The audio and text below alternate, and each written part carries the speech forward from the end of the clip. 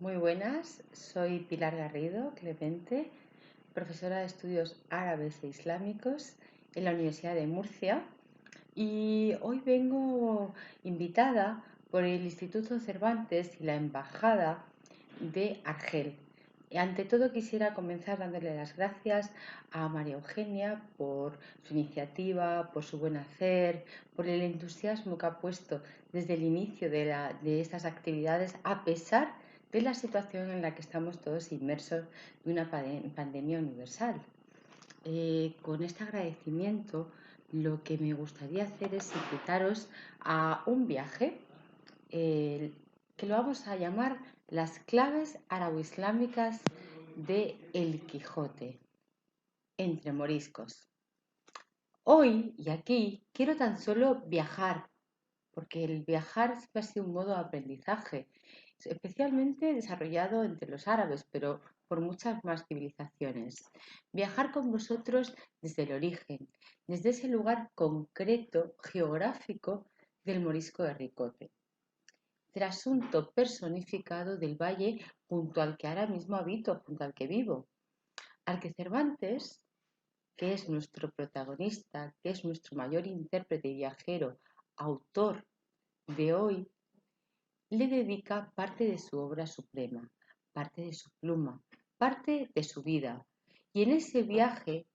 tomar plena conciencia y poner de manifiesto la impronta dejada por la cultura árabe y morisca en la vida de Cervantes, que nos disemina entre todos sus escritos o entre parte de sus escritos, tan cerca y tan lejos. Precisamente ambos enclaves geográficos, tanto Argelia como el Valle de Ricote en Murcia, nos separan minutos de camino y los unen los trozos de la vida de un excelso autor y lo plasma de manera especial en su obra El Quijote, archiconocida por nosotros como joya de la literatura española y bajo mi opinión del conocimiento, mi opinión, la de muchísimos autores y estudiosos del conocimiento universal. Cervantes es un hijo de un cordobés que, acuciado por su situación económica y las deudas, cambia de residencia de un lugar a otro. Alcalá de Henares, donde nace Miguel, Valladolid, Córdoba, Sevilla. Cervantes se establece en Madrid antes de cumplir los 20 años, pero en 1569 pasa a Italia, quizá huyendo a una acusación por haber herido en duelo a otro hombre, que recorre al servicio del cardenal Acquaviva y al año siguiente se enrola en el ejército. Lucha en la batalla de Lepanto en octubre de 1571, donde es herido, pero prosigue su carrera militar tomando parte en las expediciones contra Navarino, Corfú, Biserta y Túnez, tras lo que se establece un par de años en Nápoles, desde donde pretende regresar a España en 1575 por mar, travesía en la que es hecho cautivo junto a su hermano Rodrigo por un renegado de Argel, quien lo toma por una personalidad importante, perdona su vida y pide un elevado rescate por él. Cervantes tiene 27 años cuando es capturado y, aunque protagoniza varios audaces intentos de fuga frustrados con otros compañeros, de los que se declara único responsable. Durante sus años en Argel, Miguel de Cervantes adquirió un gran conocimiento de la cultura árabe y de la religión musulmana. Parece poco probable que llegase a identificarse con sus captores, quienes, aunque no lo torturaron tan salvajemente como a otros prisioneros a los que cortaban orejas y narices, sí que lo encerraron en lóbregas mazmorras cubierto de cadenas. Pero también es probable, debido a que se le permitía recorrer la ciudad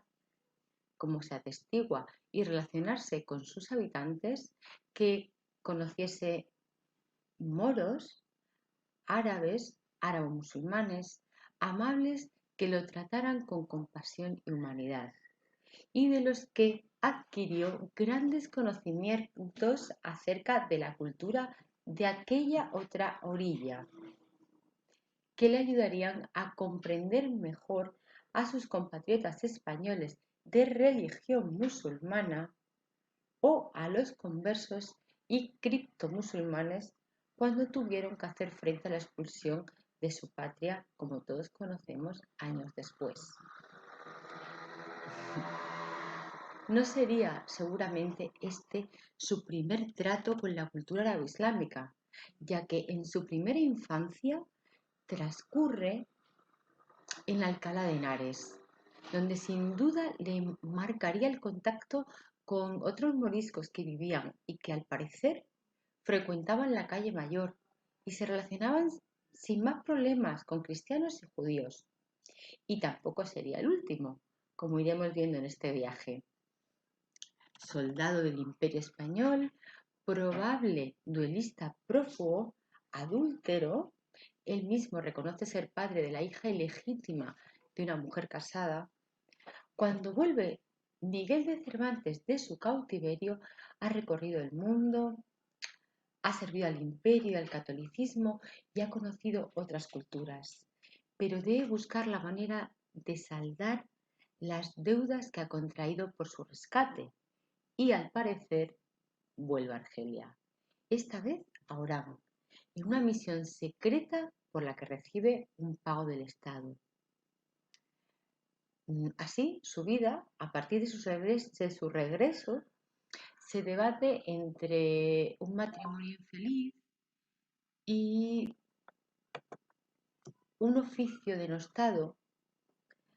el único al que puede acceder, un oficio denominado de judíos, el de recaudador de impuestos para sufragar las guerras del Imperio Español, que además le llevará a la cárcel, donde, según dice, concebirá la idea de El Quijote. Desde aquí, desde este evento, quiero deciros algo que para mí realmente fue revelador y que iba indagando. Quiero compartir lo siguiente. Cervantes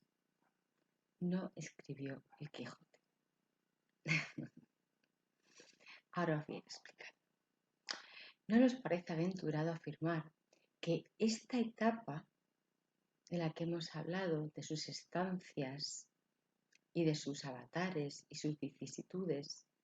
provocó que creciese en su pecho un cierto rechazo contra este imperio católico al que había servido en cuerpo y alma,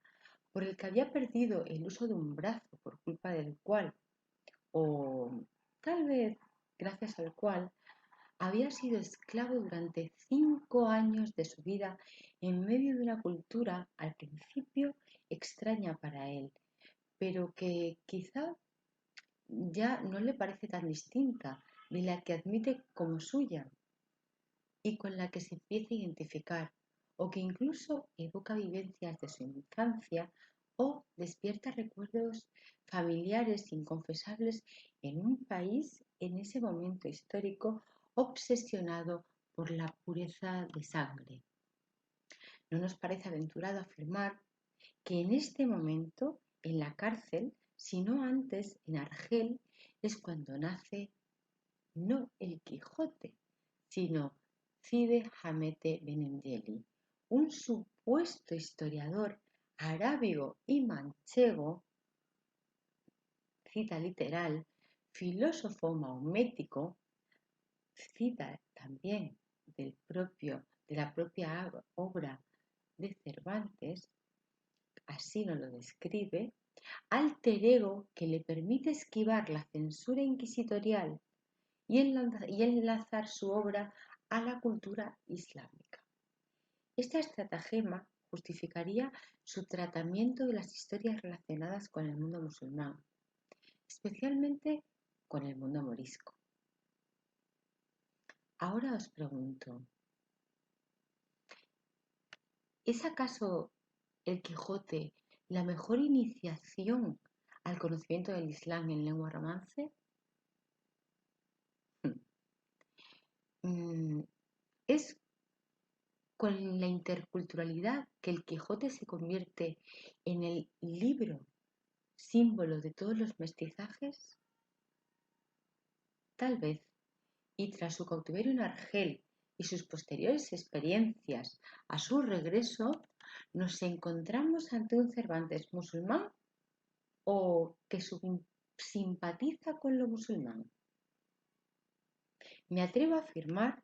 acompañada de otros colegas que investigan en la misma línea, que parte de la singularidad y la originalidad del Quijote se debe a estas claves árabe-islámicas que lo nutren y de las que se hace eco constante en toda la obra, porque Cervantes muestra un dominio extraordinario de las fuentes culturales y vitales del mundo árabe que permanecía en la península en la sociedad morisca, expulsada precisamente en el periodo que media entre la publicación del primer y el segundo volumen del Quijote. Me atrevo a afirmar que el verdadero autor del Quijote no es Miguel de Cervantes, es Cide Hamete Benengeli, el auténtico, el que viste y calza las ropas y los zapatos de Miguel de Cervantes, su heterónimo.